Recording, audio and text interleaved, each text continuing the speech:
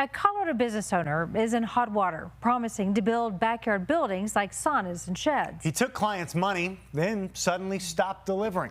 Now customers are out thousands of dollars and are scrambling to complete unfinished projects. As your investigator Karen Morfitt learned, that same man is behind a laundry list of failed businesses. A new mom in Inglewood. We were excited that we could get a sauna in 4 days. A disabled vet wanting to help others in southern Colorado. I can't do this stuff no more. That's why we hired it out. A rental owner working on upgrades in Broomfield. He alluded to the fact that he had many years of experience in construction. And a grandmother wanting more space in Woodland Park. I was looking to purchase 2 sheds and a little playhouse for my granddaughter. They've never met, but have a connection. All paid up front for projects that were never completed, despite promises from the same man. When I was initially looking into him, before I hired him for the project, he went by his first and middle name. He didn't go by his first and last name. He was listed as Matthew Robert.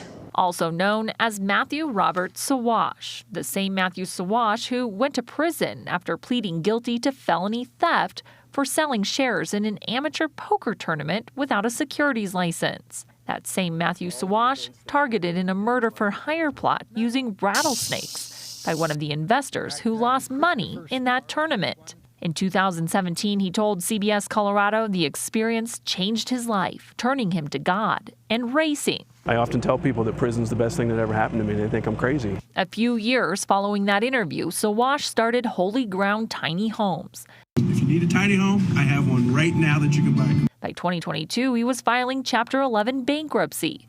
Court documents in the case show he owed roughly 200 customers nearly $6 million, while also spending tens of thousands of dollars in Las Vegas and buying motorcycles and race cars. No fraud was found, and Sawash was ordered to restructure the business in order to pay back those customers.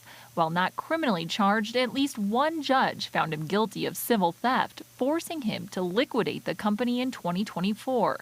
At that same time, he started a new company, Better Sheds and Saunas, and less than a year later, those customers are in a similar position. I think we got a blanket email to all of his customers saying that things have really been backed up and my customers might think this has to do with money, and actually, no, it doesn't. That email was sent on April 18th. On April 27th, another email, this time announcing the business would close due to, quote, slumping sales, lack of skilled labor, and refund requests by customers. He went on to say he would be filing for bankruptcy, suggesting anyone who paid by credit card dispute those charges.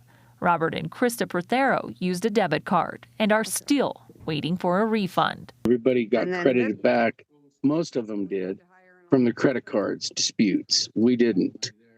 We're still in dispute with USAA about $5,000, almost $5,000. They'd hoped to open a respite retreat for disabled Coloradans and caregivers. That dream is now delayed. It really broke my heart. Each one of these customers sharing their experience as a cautionary tale for others. This has been going on way too long. We did reach out to Matthew Sawash for a comment about the latest customer concerns. In an email, he says in part that he believed all customers had been refunded and that they had already returned a little more than $100,000. He says, quote, "We did the right thing in taking care of the people who gave us money when we couldn't continue." Now, several of those customers tried to file police reports and were told this is a civil matter. They've now filed complaints with the Colorado Attorney General's office.